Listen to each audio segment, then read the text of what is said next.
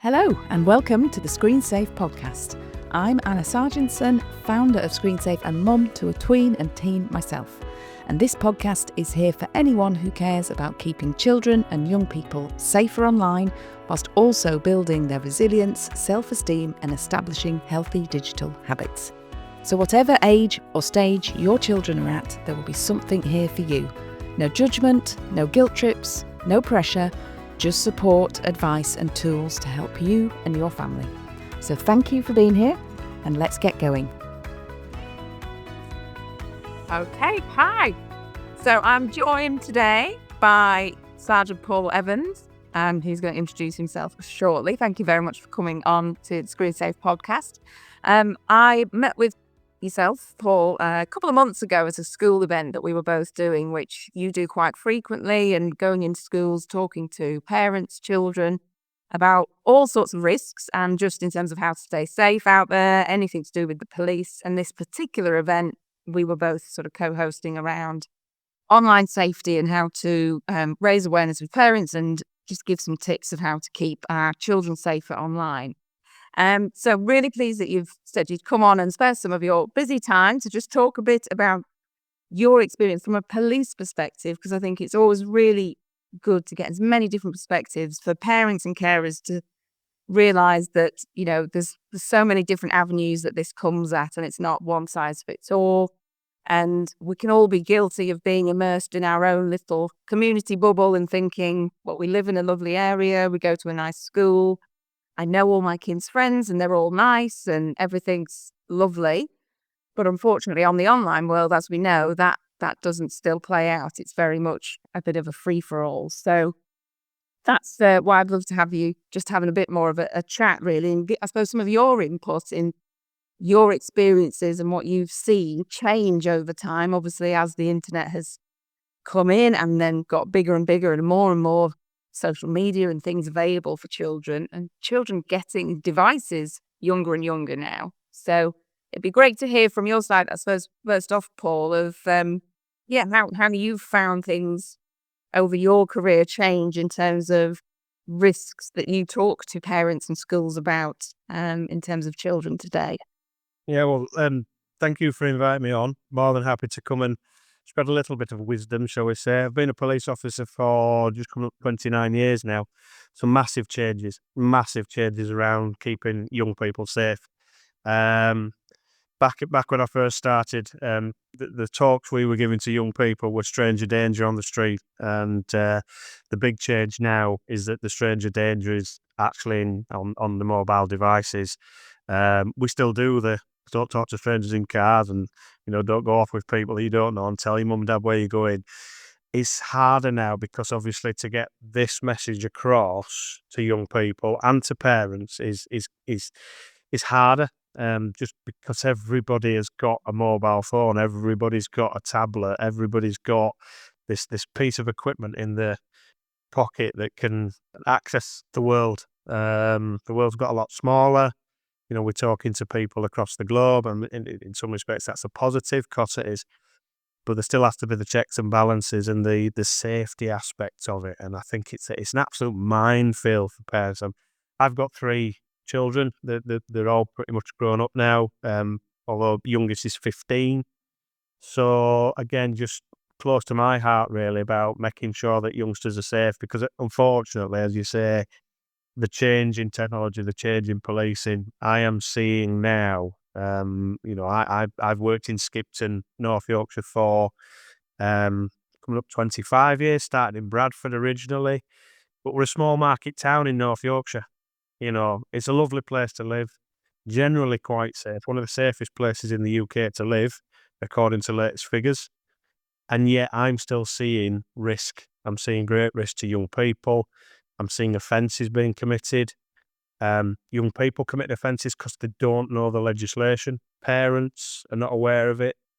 So yeah, it's changed massively. And the work that you're doing, and again, getting into schools, is invaluable. So thank you for having me on. No, thank you. And I remember one of the things you mentioned at the talk that stood out to me was, as I say, we were in a school in a lovely area of North Yorkshire, idyllic, and quite a small primary school, but you were saying in the local area, people still leave the doors open sometimes. It's that whole thing of we feel that safe. It's, and my parents are the same. They live up towards the Lake District and there's people around there. It's like, and it's lovely. And it's a bit like with your children, you think when they're younger and they have all this innocence, and obviously as a parent, you want to keep that innocence as long as possible. And I know one of the struggles I have talking to parents that they find is, I don't want to talk to my child about pornography or grooming or sextortion. And I absolutely get that. Who does? Nobody wants to have those conversations with their children. But we are now in an age, aren't we, where if you don't, someone else is going to either start the process or they're going to hear something in the playground, they're going to see something online, and they're not going to know how to process that or recognize the signs that this is wrong. So it's very much that age-appropriate language, of course. I would never use the word pornography with primary school children. There's other ways, and grooming. They don't need to know the deep ins and outs of why these things happen, but they do need to recognize that there are some not very nice people online. I think the way I tend to phrase it with the little smaller children is because I remember my daughter asking me when she was very young, she said, why would a grown man want to be with, why would a grown man want to talk to a little girl? Or, like you talk about strangers don't get into a car. Well, why would a grown man want to have a little girl in their car? And you're like, ooh. And I just said, it was the same online. I said, unfortunately, there are some people in this world who really enjoy scaring children. And that's, I think, all you need to say at that age. They don't need to know. We're not here saying you've got to talk to your child about the really horrible stuff that happens online or sexualize their language before they're ready. But you do need to start preparing them, as you say, as we do house across the road, not to, get in strange carts, but also that when you're online, recognize those feelings when someone's making you feel a bit funny, and your tummy might feel funny, or you might feel a bit sad, or oh, there's going to be happen right there. I'm starting to feel the need to recognize something not right. And a lot of parents can fall into this, understandably, this trap of my child's safe because they're upstairs in the bedroom and I know where they are. They're not roaming the streets, nicking cars, causing trouble. The police aren't knocking on my door, bringing them home every night. And I think that's, again, from your perspective, you must have had quite a few experiences of where you end up talking to parents and they literally have no idea until we've reached crisis point, isn't it? In terms of, I thought they were just upstairs. Yeah, as a neighbourhood policing team in Craven and North Yorkshire Police, our focus is on about early prevention, early intervention, making sure things don't happen. And I think we're in a fortunate position in places like Craven, which is slightly safer. There's not as much going on as there is in the bigger cities. So our focus as a neighbourhood policing team is around education, working with schools, working with youth groups, working with parents, just to get this message out there to say exactly that whilst you think they're safe, and the last thing we want is for people to realise that, when things have gone wrong, I should have learned, I should have known more. And with resources that you have access and the talks that you do, but there's the one benefit with the internet is there is plenty out there in terms of for parents to talk through how to broach these things. And for me, it is about just making sure that it changes. Like we said, when we were talking before, it's the technology changes every 6-8 weeks. Every 6 months, something else is coming along and something else. But the basics are understanding what your child's looking at, having those controls on phones, on devices, and just taking an interest in what they're doing. Doesn't have to be a do or anything, but just an interest and regular monitoring, I think, of what your youngsters and what you're giving them. And there's a whole raft of studies and things said now about young people and having too much access to the internet, and there's all the stuff that goes on around development. The main bit for me is making sure, from a policing point of view, is recognising that there is a risk. There's always a risk. I mean, putting it into context, thankfully, the vast majority of young people will use the internet, will use the apps and not have any issues whatsoever. However, there is an element of, at any point in time, somebody or another chat. Generally, what we're finding is it's peer to peer that is probably the biggest risk. It's not necessarily somebody out that's trawling the internet looking for young people. That exists. Clearly, that exists, and there are predators out there that are looking to use the internet. So it's about understanding how to protect youngsters when they're on certain apps or certain social media sites. And I know that one of the big things with the politicians is that the media sites need to be doing more. I think parents just need to be aware and educate themselves, and that's where we would like to come from. But generally, what we're finding is it's peer to peer. It's young people exploring. It's young people in relationships, and whereas show me age now, note across the table or so-and-so likes you or that. It's not now. It's all on internet. It's all on Snapchat or WhatsApp messages. And then obviously then you've got the ability to send videos and pictures.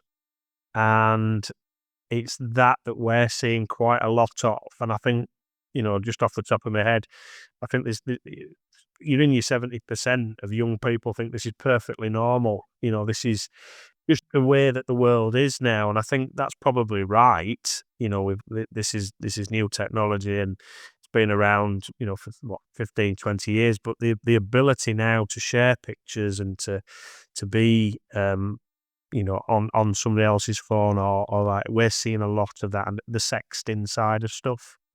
So it's part of the development. It's part of their exploring, as we all do as young people. The difficulty comes is when it's got to be age appropriate. It's got to be consensual. There's got to be, and we will always look into that. There's quite a lot of guidance for schools because obviously they're the ones that tend to find this first. We've just had a recent case where a young lad, 9 years old, I think he's 10 years old. No, 9 years old, sending explicit videos. Probably from one of the pornographic sites that you can go on to the children. So obviously that's been raised to us. Thankfully, the guidance is about, once we've done the necessary checks to make sure nobody's coercing him, there's no adult involvement, it's down to the education, it's down to school to deal and educate that young person and put the necessary safeguarding in. But from a policing point of view, with him sharing images towards another child, and sharing those images and causing a child to watch those images, that is an offence under the Sexual Offences Act. We still have to record that. We still have to put that youngster down as a suspect. The ability to write that up to say we're not investigating, it's not in the public interest to prosecute, thankfully, that's the guidance, as long as we've done the checks.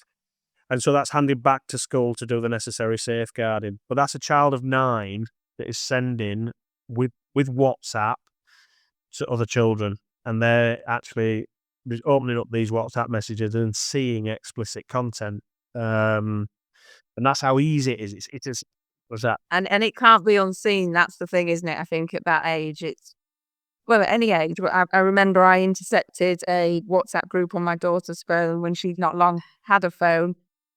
And let's just say I've done things very differently with my second daughter to my first daughter, because I didn't know any of this when my first daughter started this, and it was very much a catalyst for me going down this route. But she was added onto a WhatsApp group, which was instantly about organising a girl's birthday party.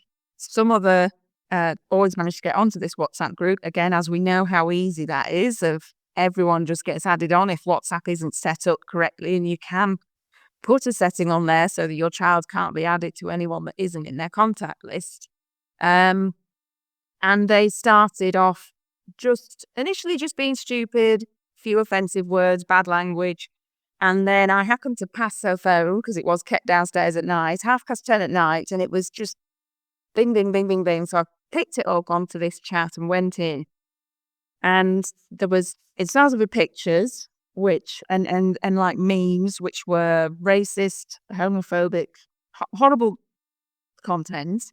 And then the videos came, and there was a rape scene, and there was a hostage situation for a lady who then had her head shot.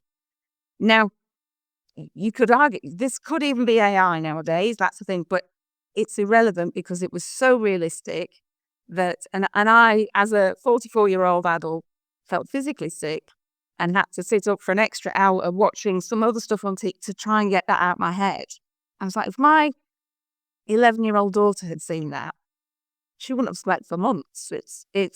And these again were 10, 11-year-old boys, and it's not just boys. We're not by any stretch saying it's just boys that send this stuff. But it's also really highlighting that this is starting in primary schools. Children are accessing this content from wherever. And even if you are a parent who has or is holding off giving your child a smartphone, you don't have access to social media, they are going to be mixing with children who do. And I think that's the thing we have to understand of whatever you've got in at home, great, but still recognise they're going to mix with others who could show them something on the way to school or when they go to a friend's house, or they're talking about the content as well. And I did a course earlier this year around cyber trauma and the impact that it has. And one of the key things that stood out to me was it's not just what they see, it can be hearing things as well. You know, some of these videos, which I'm not going to go into detail with, but the noises of these videos was traumatic to hear. So again, we can't underestimate, like say, the impact this content can have. And I heard a similar situation of a school in our local area where it was year 7 and a girl was being sent pictures of other boys in year 7 of their genitals, and they were asking for pictures in return. And then they started sending images of other young women and girls that they said they got off someone else's phone. And it just snowballs so quickly. And again, as you say, there's almost this area where children either feel, well, it's just normal, everybody does that now, I'm just supposed to laugh this off, or I'm supposed to send it on because this is funny.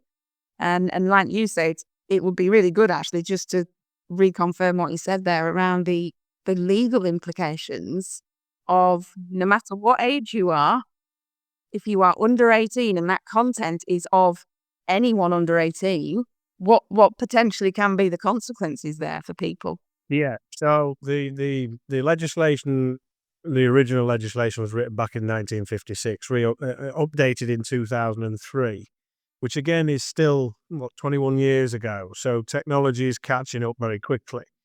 But there are offences that if you are sharing or distributing any image of a child that is explicit or pornographic in that nature, then you commit an offence. And it doesn't matter if you're under 18 or a child yourself. The legislation has been written in a way that it makes no difference.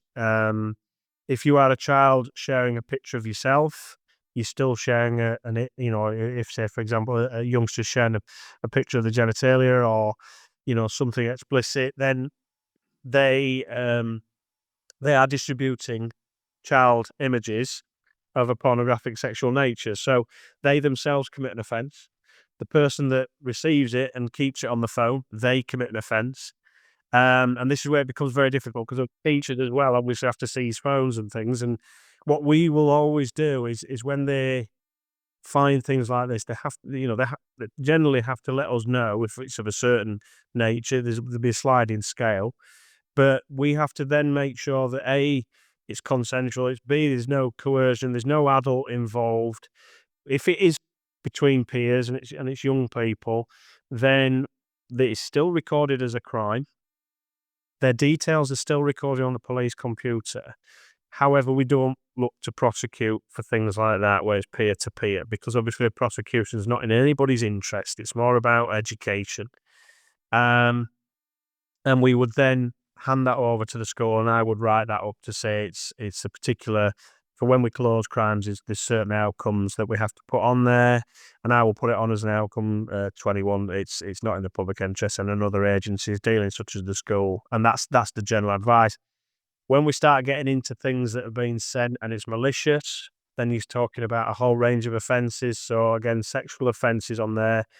If it's malicious and it's part of form of a bullying, because that's what we see a lot of, the use of social media for bullying, and we call it bullying, but ultimately what people need to understand is that there are specific offences under the Harassment Act, which is about causing somebody harassment, alarm or distress, and a cause of conduct. If they're doing it on more than two occasions, if two or more occasions, they're committing offences. And this is what we talk to young people in school is, we use the term bullying, but actually the offences that they could be committed could be under Malicious Communications Act.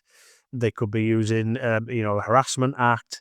And obviously the impact that it has, like you say, with the cyber trauma, we know that young people have committed suicide through things that have been shared or bullied online. We know that across the country. There is a big link between that. So from a policing point of view, there's a whole raft of sort of checks that we have to do and a checklist almost to make sure that, it's not forming another part of an offence. But I think the biggest surprise for parents and young people is that they've shared a picture of themselves. They're not creating anything. People think it's seedy paedophiles that are sharing these and that's all it covers. No, you're sharing a child image that is pornographic in nature. It is an offence. And obviously if we then go down the route of actually prosecuting because it's malicious or it's part of an ongoing bullying or something along those lines, that's going to have serious implications for young people later on in life. The picture's always on the internet. You're never going to be able to get rid of that as best you try. I know there's certain apps or companies that you can go to try and get them to remove, but the chances of it actually always being taken off. So that could pop up at any time in the future, and may impact later on in life. There's also the fact that if somebody is convicted or cautioned for an offence under the Sexual Offences Act, that can bar them from working in certain professions, teaching, anything to do with children. It would form part of an extended DBS check, which is clearly what we need when we're asking people to work in a position of trust. And all this has to be taken into account that whilst it might seem innocent, it might seem normal, it might seem part of day-to-day life, there is a risk that this could have serious consequences. There's also the risk that with certain offences that certain countries won't allow people to travel. If you have to fill out details of a visa, you have to put on there any previous convictions or cautions in some respect, and sometimes that will check. Just as an example, slightly off, but it was to do with drugs, and I had a 15-year-old lad that had been found with some cannabis, and he was given a caution for cannabis. His parents had booked a lovely, fantastic family holiday to the United States, and because he'd had a caution for drugs, they refused him a visa to travel. And of course, that threw the entire plans out. And I remember the parents coming into the police station, "Is there anything we can do?" And I said, "No, I'm sorry. It isn't. It's the fact that he's made that decision. It's come up in an extended chat." And it's the same with any sexual offences. So drugs, sexual offences, violence, it's going to have an impact. And I think young people need to understand that. And I think parents need to understand that as well. As I say, if it's peer-to-peer and it's not, the chances of being prosecuted are very, very slim. But if it's anything malicious or a little bit more involved, there's a chance that people could get themselves either cautioned or charged to court, and that's the last thing anybody wants. But you're right; it's as much as you do yourself as a parent, as much as you do to put the protections in, as much as they will be hanging around with their peers, with their friends, with their groups at school. And if that other parent hasn't done it, there's a fair chance that things could happen and it's about education. So it is about having those discussions and making sure that your child knows what to do, or if they are approached or sent something to block it, to send it, to just not bother looking at it really. Easier said than done, but that is those discussions. Yeah. Communicating always, isn't it? It's, as I say, that is your best parental control out there. It doesn't matter what else you've got set up. If a child wants to navigate around it, they'll find a way. They've got other phones. There's, like you say, I always say, just lots and lots of little, fairly informal chats. There's always stuff in the news. There's always plenty of material to talk about to start a conversation, isn't there? And get that feedback and I say that digital footprint thing of really realizing how long term these consequences and impact can be. And I think we obviously saw this summer for the first time, really, of the impact of people's behaviour and actually people going to jail with the Southport riots and what was happening over there, of people actually being prosecuted for inciting violence and committing crimes and violent crime disturbance whilst being filmed and uploaded to TikTok or wherever, and having those consequences and recognising that, yeah, everything you do and say online is there for forever. You don't know who's screenshotted it, who's got a copy, and when a point that could come up and bite you. So yeah, and one of those points is talking to children and the parents about really understanding your digital footprint, which is obviously what we talk about, of everything you do and say, record online follows you. And when I was in a primary school this week, as I said that, instead of thinking of you go for a walk out in the snow like we had up here in Yorkshire on Saturday and you have your footprints, but they disappear very quickly. So think of this, the internet is like fresh cement that is laid down and you put your foot in and then that's it, it's there forever. Doesn't matter what else happens, that footprint is there, is a permanent reminder of you walking there. And that's what we do online, because so many children I speak to in the primary schools, they genuinely believe, again, because they're lovely and innocent as we want them to be, and they're very happy to share all their private information, but they also believe that they send something online and it doesn't count because I'm not saying it to someone's face, or I deleted it after I sent it, so it's not real. And on the other end of the child age group, when I've been speaking to children who are teens, young adults, who are leaving school for either college or looking at getting jobs, and recognizing that there are now people out there who are getting rejected from jobs because of what they've done online. And that's happening to people in their 40s, of people who have maybe been involved in fights that have been recorded online, or they've put out harmful, hateful content, inciting violence or whatever, and future employees or colleges, universities have seen that, and it is almost part of your CV now, rightly or wrongly, whether you agree with that.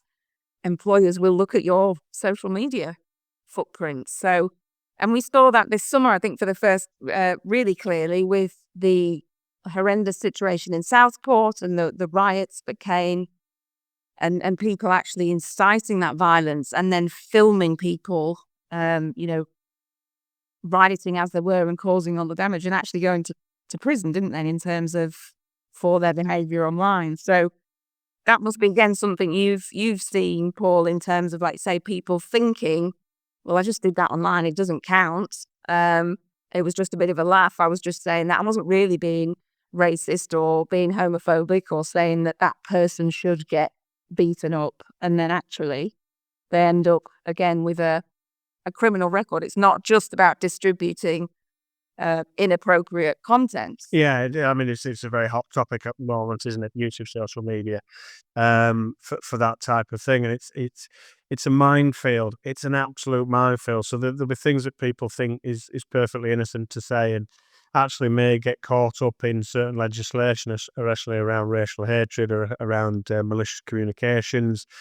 And use of the social media sites, and it is definitely, from a policing point of view, becoming more and more prevalent. And I know people say, "Oh, you should be dealing with things," but like you say, people feel that there's an element of anonymity, or that they can say certain things in the street, that they would never dream of saying in the street, and yet they feel it's okay to say it online. And there is that element of, you may be committing an offence by doing it. And a specific offences, as I say, malicious communications, harassment, inciting racial hatred, that type of thing. But then it does have I like the use of this cement and it always being there. I like that. It is true. I've seen people, where things have come back years later, and I think there was a young girl, she'd been accepted as a junior police commissioner elsewhere in the country a few years ago, what a great achievement to become junior police commissioner and have her voice heard and representing young people. And then it turned out about 4 years earlier, she'd been putting things on Twitter or whatever it's called, and that had then been very, very bullying, nasty behaviour. And it came back because people remembered that. They found it, if you put things online, people will always find it if they've got, a means to find out who you are, what you've done and why. And I know that employers now definitely are looking at that. We as a service, we have to be vetted every year, or every few years. They're now asking for all your social media platforms and your profiles. So it's out there, and it's such an easy way to fall foul of various bits of legislation. So as young people growing up, I don't envy them. I think somebody said I'm before Google now. I think it's a BG before Google. I didn't have to worry about this as a child growing up because we didn't have it, but it's here now, and I think it's about recognizing that the times have changed, whether we agree or not. But social media and the use of the internet needs to be monitored, and young people need to be safe. And there's just huge risk across the board. Yeah, absolutely. And one thing I'd like to just touch on with yourself, Paul, as well, again, with the experience of being in a more rural area, because again, there's this misconception that the bad stuff is only happening in inner cities or, deprived areas. I grew up in the countryside as well, very, lovely small school, all that good stuff. And again, as we know, this is everywhere. All you need is Wi-Fi and children, and it's game on, isn't it? But one of the things I know that is happening with Motherwell is the issue of county lines, which again is, I think, something that's massively under parents' radars, and understandably so, because if you've never been involved in that, why would you even necessarily know what county lines is? I speak to a number of parents who've never heard that phrase. So could you tell us a bit about what that is and how you're seeing that play out, and again, how access to the online world and social media is facilitating that now more? Yeah, absolutely. I mean, we've unfortunately had county lines activity, and what county lines is started in London, I believe, where the groups of gangs, criminal gangs, started to send young people into sort of more rural areas, smaller towns in and around London, to sell drugs. And the county line, the line itself is the mobile phone that they're using to take orders for those drugs. And what was happening is young people were then sending across into places in the home counties around London. So it's across counties, and that's where the name comes from, across county lines, and then the line being the phone. And what was happening is the young people were coming into towns, and because they're from the bigger towns and bigger cities, the criminal gangs behind them, they were then taking over the drugs trade in certain towns and cities outside of the capital. That's been exported now. We know that county lines are running from mostly major cities, and they're sending young people out into more rural communities. We've had them from Bradford and Leeds sent into Skipton, and we've uncovered those lines. And the reason they use young people is because obviously the sanction for young people is a lot less than it was an adult if they get caught with drugs, and there's an element of lesser sentences and things. They recruit from young people. They'll get them involved in criminal activity, not just dealing drugs, but also criminal activity such as shoplifting, theft, fraud, that type of event. And then what they'll tend to do as well, which is a bit of a worry in terms of they set themselves up in perhaps a flat or a house, and the really sad bit about it is they look for vulnerable people. And we had a case in Skipton where it was a chap who got sort of mild learning difficulties, living on his own in his flat, and a group of teenagers sort of befriended him, for want of a better word, took over his flat and started to deal from his flat. And he was kept almost like a prisoner to some extent in his bedroom whilst they continue with their activity. Thankfully, we found out about this. We managed to make arrests, went and did the warrant, and got him the support and the safeguarding that he needed. But these teenage gangs were coming in and dealing from his flat. We've also seen recent activity in Skipton about where young people are coming in to steal from shops. We had a case last week, would you believe, where we stopped 4 youngsters that had come from out of town, came up with a tale they come to see something. Actually, they come, we think, to come and steal from one of the shops. And we've had a spate of thefts involving a group of young males, probably aging between 11 to about 16. And again, what we believe is the criminal exploitation. So people who've heard of CSE, which is a child sexual exploitation, sorry. And then we've got child criminal exploitation, so CCE. And we're starting to see and recognise that's an issue. And again, the use of mobile phones, the relationships that are built, and how criminal gangs, organised criminal gangs, will use young people in order to commit crime. Obviously, the youngsters get a little bit of the share, but the risk is massive, because if they don't do as at all, if they don't get what they needed, there's always that risk of violence being used to enforce. And it happens, unfortunately. It's been exploited from the capital. It's across most inner cities, but then what we're finding is even in the rural communities in North Yorkshire, sort of Harrogate, Skipton, Richmondshire, we've had county lines activity. So it's about recognising that risk and understanding it. Again, who is your youngster talking to online? What relationships are they building when they're going into the big cities? Who they're speaking to. They're very good at recruiting. One of the things I do is go into the local secondary schools and talk about, you let's be right, a lot of young teenagers might use a bit of cannabis and think there's nothing wrong with it. And then they might be asked by their dealer that they're getting the £10 bag from, would you want to share that amongst your friends? And then suddenly they're dealing.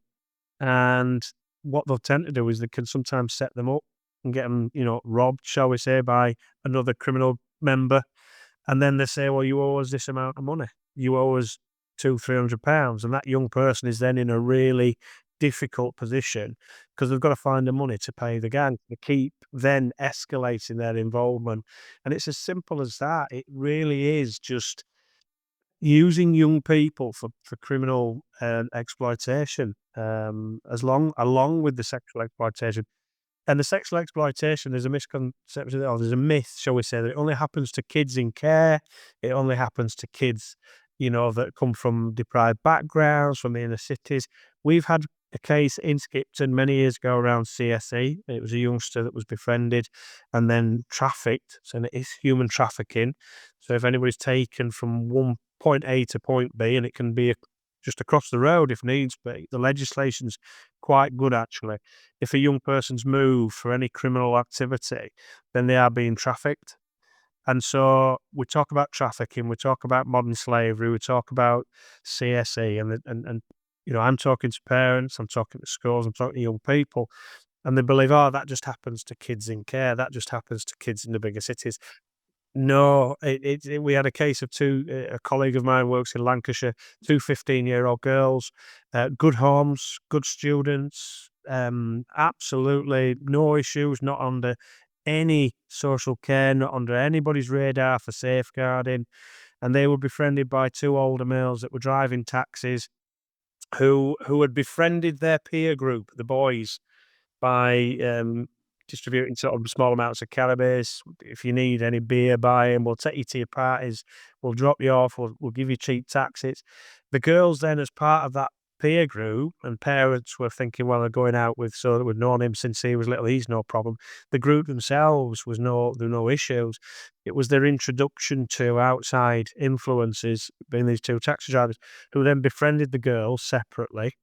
What they call the boyfriend model. If you love me, I owe this ransom, do this, do that. And as soon as they start to get involved in that, the videoed and then the threat, and it's the extortion, it's the sextortion bit, where young people can be dragged into things and situations that they have no control over. And unfortunately, these 2 girls were then trafficked across the northwest and in effect pimped out, sexual exploitation. So easy, but not on anybody's radar. And again, it's that parental understanding to know where your youngster is, what they're doing, who they're talking to. what sort of, and having these discussions to say that, you think you're bright, you think you're intelligent, that's always a worry because they then think they can cope with things. I hate the word streetwise. I hate that because streetwise then says they are more likely to take greater risks because they are, oh, my youngsters streetwise, they know what they're doing. In which case, then we need to double check to make sure that they're safe because they are more likely to get themselves in situations. Yeah. And it happens. It happens in Skipton. It's happened. As I say, I've been a police officer for 29 years and the risk to young people is there. Thankfully, it's out there, but we are getting that message, and I think people are starting to recognise it, and work that you're doing, and the work we do, and the website, and all the other youth agencies are recognising it now. But it's still going on. It's still out there. People are taking advantage and using mobile phones to access them. So And yeah, it's really, and it, again, as we're both parents, I say this is very easy to get, this scary language of human trafficking. And again, it's the last thing you want to think of with your child. But the whole point of having these conversations is, like I say, it's not, let's move past the fear. There's no point just creating fear. It's about being realistic and recognizing that this stuff can happen, just like bad stuff could always happen to any of us, at any point. You can always go out and something goes wrong. But again, it's just explaining how the access to the online world has just made it so much easier and so much more likely that your child can be connecting with people that they never would have connected with before. They would have never come into their space. And now it's again, it's when I talk to the children as they're getting their first phones, and it's that, don't just suddenly start connecting with everybody in your class. You only connect with the people that you know in real life and that are actually your friends. Because there's that whole ripple effect, isn't there? If everyone you're connected to can then see all their connections and see your profiles. And I've heard again of similar situations. I was going to say it's not just mobile phones; it's the gaming platforms. I think I mentioned the case now. The young lad Breck. Oh, can't remember his surname. He unfortunately was murdered. Yeah, and I've listened to his mother speak, and she came, and this is the positive. This is the real positive that we're going to take out of this, is that we're raising that awareness, and as parents, be inquisitive, be curious. We want the best for our young people, and I think the ability now to recognise these things, to share this information online, and that's the beauty of the internet. We've got such a raft of resources that you can use to help keep your youngsters safe. But for me, the biggest thing that you can do is just have these discussions, understand it, take a bit of an interest in it, um, recognize the risk, and have the discussions with young people, because education and communication defeats all of this. If we've got the ability for our young people to recognize risk, for parents to recognize risk, then we're winning we're halfway there, preventing it from happening. And I think that's key to it. But again, on the gaming platform, where you listen to the speakers and the tragic cases, we can learn so much from that. But Breck, as you know, was befriended online by somebody that was another teenager. I think it was slightly older, at 19. Um, his mum talks about how she tried to get police to understand the risk. I think we're coming probably, I don't know, it was probably about 12 years ago now. Policing has moved on. We're recognising the risk more. We're seeing it more. The training that we're getting is better. We don't always get it right, unfortunately. But she was crying out for somebody to help because the son's behaviour changed. He'd been a super young lad growing up, and then suddenly his behaviour changed, his attitude changed. And these are the things that you need to recognise and understand, that if behaviours are changing, if they're actually, obviously, as teenagers, they're going through all the normal changes, but if they're becoming secretive, or if the aggression sometimes can be a mark, and there's a whole raft of online resources to look for, what the signs and symptoms. And she was trying to get help, and unfortunately went off to go visit this friend he'd met online, who ended up, unfortunately, had ulterior motives, and he sadly lost his life. Tragic. But just shows you how easy it can be to build these relationships with people online.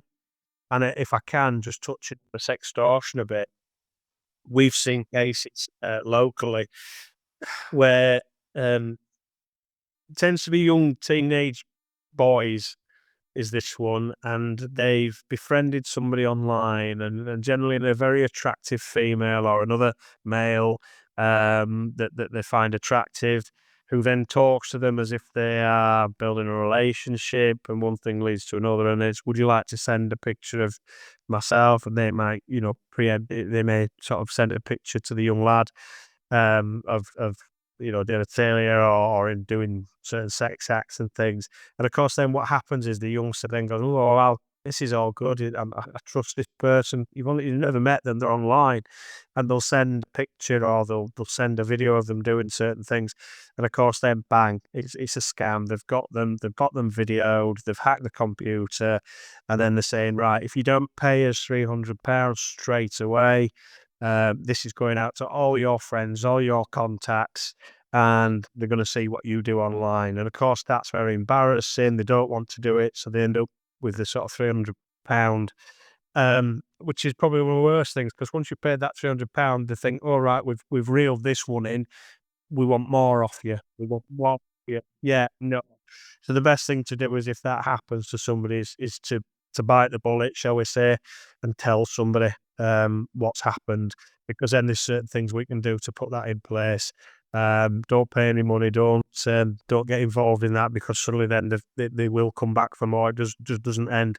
Sadly, people have taken their own lives because of it. It doesn't just happen to teenagers; it happens to blokes as well.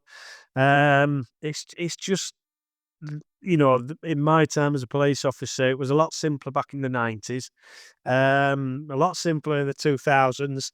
2010, we're getting there. Then now it's the understanding the use of internet, social media, and the ways that people can be exploited, taken advantage of, especially children, is huge. It's huge. And the key is education. The key is always education. Absolutely. And as you say, Paul, I think that is that thing time and time again. And I know for some of these conversations, parents understand they find it really hard. It's like, how do I start a conversation about this? And if they feel themselves, well, I don't really understand what do you mean by county lines? Hopefully, after listening to you, they've got a bit more of an idea. But again, I've heard of instances that around, local schools around us as well, and it'll start with giving someone a vape, and then it's like, "Oh, do you want to go and sell 10 vapes in school for your mates?" And like you say, it's that hook at the start. It's like, you've got this. It may just be an older teen themselves who's then got someone above them and above that you never meet. But it's like, this is amazing. I'm 12 and I've got this 17-year-old who thinks I'm cool and wants to spend time with me, and they can spend a few weeks, even months, building up this, I'll take you to McDonald's and I'll buy you tea. We'll go for a drive in the car. And how cool is that when you're 12 years old? It's like, this is better than being at home with my mom telling me off for being online. And then, like I say, they've got them in then. And it's just a really scary situation for children to be in. And I think, as with all of these things, whether it is the sextortion, the county lines, sending an image yourself and then thinking, why the hell have I done that? But it's being able to go to your parent or carer or some adult that you trust is literally life-saving for some of these children, of being able to say, I have messed up. And we've all done it. And I think as parents, we have to remember, we've all made mistakes. We keep making mistakes. And I'm sure most of us wouldn't like to think of what we did in our teens being documented all over the internet. So it's like building up that conversation with your child from now, whether they're only 8 years old, but building up that real trust of, whatever happens, I've got your back. And chances are you're going to mess up because you're human. So you're going to make a mistake. You're going to take some risks as you get older. Teenagers do. And sometimes they're going to be the wrong choices. But hopefully by having the conversations, the choices aren't that wrong in the first place. But also, it's like, if they get sent something, I've got 2 daughters, and my eldest is nearly 15, and I'm very conscious that, thankfully it's not happened yet, but at some point she could just get sent these pictures, where we have this culture now where boys think it's funny and acceptable to just send pictures of their genitals. And it's like, I want her to know that she can come to me, and it doesn't mean I'm going to take her phone off her and she's done nothing wrong. And having those conversations all the time, like I say, normalizing these conversations, normalizing conversations about consent, grooming, peer pressure, that feeling of, well, I just should. Again, you think of your child now having a relationship when they're older, and it's like, what are they going to be expected? What's expected now? What's normal? It's like, well, if you don't send me a picture, then you obviously don't love me. And as an adult, it's very easy to say, well, get lost then, but we have to remember how we felt when we were 12, 13, 14, and everyone's opinion does matter. And you do feel, I don't want to be the weirdo or the one that says no or the one that sticks out or that then gets made fun of because I said no. And that, again, we hear that happening, don't we? Of children do say no and then they're made a laughing stock of it. It's really tough, as you're saying. So as parents, the best thing you can do is obviously use every parental control going. I would say delay access to social media as long as possible. And if you, same with smartphones, if you're going down that route, really question what facilities and apps they actually need on those smartphones. But the conversation thing of, learn together. Like I said, there's so many documentaries out there.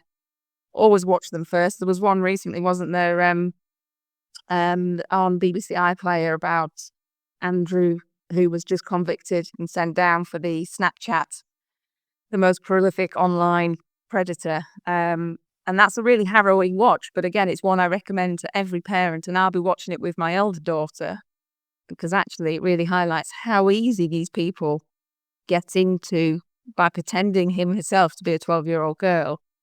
And it's just so easy. Yeah, great resources out there. I think, like I said, the positive is there's so much out there in terms of advice, how to have those discussions. There's also, the various documentaries about what's gone on, this rise in wanting to be an influencer. There's a great one about how that can affect people on I think BBC Three on the iPlayer. There's absolute loads of resource out there, and I think it's about just being knowledgeable enough to create that safe space to be able to educate with you, like I say, learning together, and having that. That's what I've done with my girls. I've got two girls. I've got an older boy, who got into a bit of trouble on a gaming site. Nothing as drastic, but owed money because he was signing up for things and didn't realise how much it cost. So we had that discussion at one point. So it happens to the best of us. He ended supposedly owing a couple of £100, and we thankfully stopped all that with the bank. But no, there is lots out there, and putting it into context that sort of, children, we're the last generation, I think both you and I have grown up without the internet. So hopefully parents of the future, this will become second nature. They will recognise the risk themselves. They've gone through it. They've heard the stories. They've seen what have happened to friends. Sadly, we need to learn from mistakes. But there's lots out there. And again, from North Yorkshire Police's point of view, there's lots on our website. There's lots of websites where your local police force will have advice, cybercrime, about keeping safe, the SPCC, CEOP, all the others that are out there, YouTube, there's loads. And I would just encourage anybody to go out and just actually, just have an education and try not to get too concerned and worried. This is this is what social media is all about. There's some very positives about it as well. And I think it's about spreading that positivity, but recognizing there is a risk. There is a risk. As you touched on at the start, Paul, and you said the vast majority of children will come to no harm. We're talking about the extreme cases of when things go really, really wrong. And the reason we're doing that is not to fearmonger and spread that panic, but it's like, just know what you're up against, and then you can go into it from a totally different perspective. And the idea is, like I say, I know my children will make mistakes. I'd be worried if they didn't, but I want to minimize the chance of those mistakes being something like sextortion or county lines. So it's like just that whole different perspective, isn't it?